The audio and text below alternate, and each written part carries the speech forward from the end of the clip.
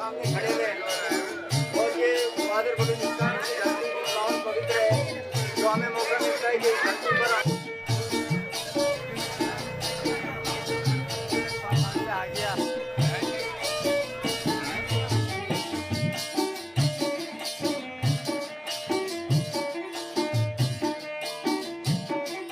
शायद दुआ लूटा ती कौमे वास्ता बलोचिस्तान वास्ता के बलोचिस्तान में आबाद दीदी शायद कार बे बलोचिस्तान तो का बास चीता के में बलोचिस्तान तो का हर तरह के सहूलत दीदी देखे हर तरफ खुशियाँ और ताजगी मोल पे मैं ना महसूस हमें करने गया कि एदा मतलब मैं एकदम ज़बरदस्त तरीके से मैं वती होली त्यौहार बनाए ने पुल में महफूज है ना तो ये त्यौहार मकसद इसे बनाएंगे मोहब्बत हमने हवाले से हमें खुश है कि गवादे तो कम निश्ता है